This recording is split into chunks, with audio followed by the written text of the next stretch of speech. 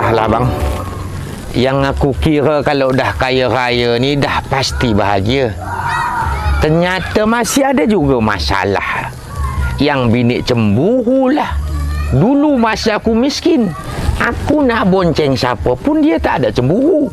Sekarang dengan ayam betina pun dia cemburu. Itu berarti dia sayang sama kau, Lul. Dia takut kehilangan kau tu. Sayang apa macam tu? Kalau dia sayang bang, dia mesti layan aku elok-elok. Ini apa? Nasib baik aku mengelak bang. Kalau tidak, kena rantang tu ke kepala aku, bocor kepala aku bang. Ya kau jelaskan aja lah baik-baik supaya dia paham.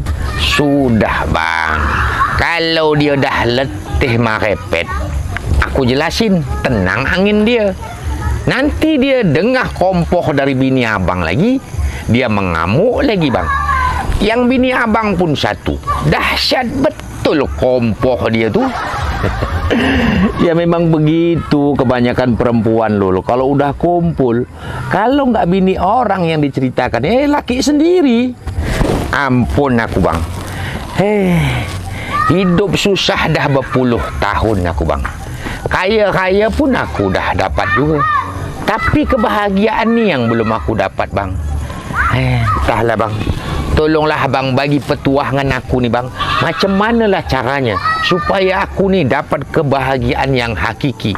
Hidup dalam kemuliaan dan mati masuk surga bang. Bagus itu. Tapi kita harus tahu dan tepat caranya. Itulah maka aku datang ke abang ni bang.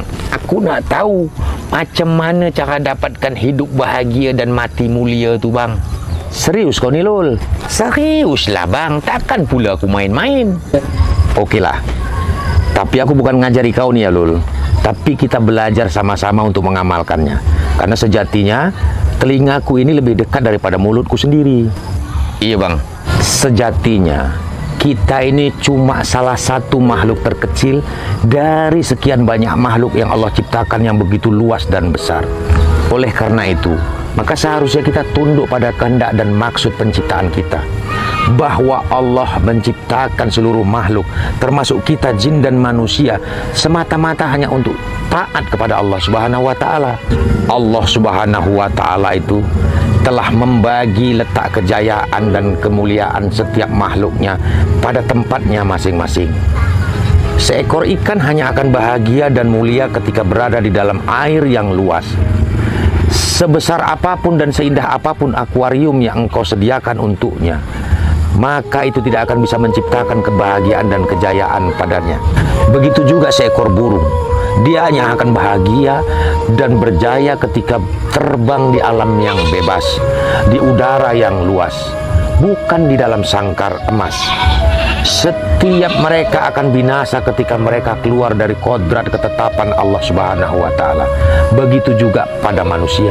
Sebagai khalifah atas seluruh makhluk-makhluk yang ada, Allah telah letakkan kejayaan dan kemuliaan kita hanya pada ketaatan kepadanya, ketaatan kepada agamanya dan sunnah-sunnah nabinya. Sebanyak apapun harta yang kau miliki, setinggi apapun jabatan yang sekarang kau sandang, semuanya akan binasa dan tidak akan memberikan kemuliaan serta kebahagiaan yang hakiki. Hanya pada ketaatan kepada Allah Subhanahu wa Ta'ala. Jangankan kita yang manusia ini Lul, bahkan benda mati sekalipun, ketika kita dekatkan dia kepada urusan Allah Subhanahu wa Ta'ala, maka derajatnya akan Allah naikkan. Contohnya macam mana tu bang? Seindah dan semahal apapun kertas yang kau miliki, kalau hanya untuk kepentingan duniamu, sebagai uang, sebagai surat, atau sebagai saham, pada akhirnya dia akan terbuang jikalau sudah tak terpakai. Kalau sudah usang, akan dipijak, akan dibakar, bahkan kita campakkan ke lubang sampah. Tapi seburuk apapun kertas itu, kalau di atasnya dituliskan kalamullah, maka siapa yang akan berani menghinakannya? Siapa yang akan berani meletakkannya pada tempat yang hina? Karena dia sudah dijaga dan dimuliakan Allah sampai kiamat nanti. Semahal apa dan seindah apapun keramik dan granit yang hanya dibangunkan untuk rumah dan perusahaanmu, pada akhirnya Sandal dan sepatumu akan menginjaknya, kendaraanmu akan menginjaknya. Tapi semurah apapun bataku yang kau bangunkan untuk rumah Allah, sandal siapa yang berani menginjaknya? Sepatu siapa yang berani memijaknya? Kendaraan siapa yang berani masuk ke dalamnya? Kenapa? Karena Allah sudah muliakan dia, karena Allah sudah angkat derajatnya. Lalu bagaimana lagi dengan kita manusia jika kita dekatkan diri kita kepada Allah Subhanahu wa taala? Maka kemuliaan seperti apa lagi yang akan Allah berikan kepada kita? Masya Allah, kenapa tak terfikir aku selama ni ya bang? Itu karena kita sibuk mencari kebahagiaan di tempat lain, Lul. Sehingga kita lalai dan lupa dengan maksud penciptaan Allah. Macam mana kita bisa dekat dengan Allah tu bang? Ya dengan iman yang benar, amal yang benar, akhlak yang benar, ilmu yang benar, dan niat yang benar. Tugas kita untuk memperbaiki itu semua, maka Allah lah yang akan mendekat kepada kita. Untuk kesemuanya itu Allah sudah beri contohkan kepada baginda Rasulullah SAW, dan para sahabat radhiyallahu anhu sudah mengamalkannya sehingga mereka hidup dan mati dalam keridhaan dan kemuliaan. Cuba abang bagi contoh bang, macam mana para sahabat-sahabat Nabi itu mengamalkan agama ni sempurna tu bang? Ada 6 sifat yang terunggul yang para sahabat miliki sehingga mereka mendapatkan derajat mulia dalam kehidupan dan matinya. Hari ini aku mau sampaikan satu aja untukmu supaya kita amalkan bersama. Selebihnya aku sampaikan besok. Iya bang. Apa yang pertama tu bang? Yakin terhadap kalimat La ilaha illallah Muhammad Rasulullah. Mengucapkan dengan lisan, membenarkan dengan hati, dan mewujudkan dalam perbuatan kita sehari-hari.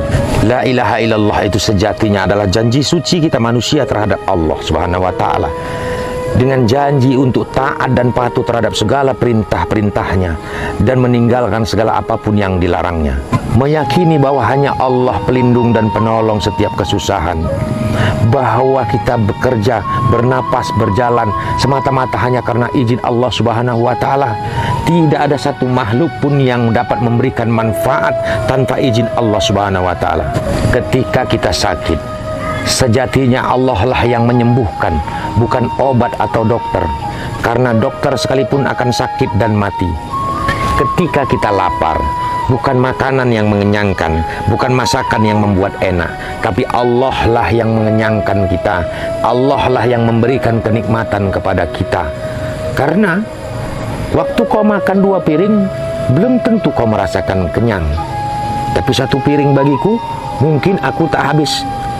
Ketika kau makan dengan masakan yang sama, mungkin kau mengatakan enak, tapi belum tentu bagiku. Karena sejatinya semua yang terjadi di atas muka bumi ini adalah atas kehendak Allah Subhanahu wa ta'ala.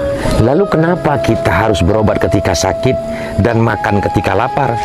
Itu adalah bentuk kasih sayang dan ujian bagi kita. Abu Bakar As-Siddiq radhiyallahu anhu pernah berkata bahwa Rasulullah SAW bersabda, barang siapa yang mengucapkan la ilaha illallah dan meyakini dengan hatinya, maka dia akan dimasukkan ke dalam surga dari pintu manapun yang ia sukai. Aku dah mengucapkannya bang, tapi macam mana pula aku menjaganya? Iman para nabi itu semakin hari semakin naik, Lul. Iman para sahabat itu turun naik, dan iman kita keluar masuk. Oleh karena itu Rasulullah SAW mengajarkan kepada kita untuk selalu memperbaiki iman. Bagaimana caranya? Selalulah mengucapkan la ilaha illallah Muhammadar Rasulullah.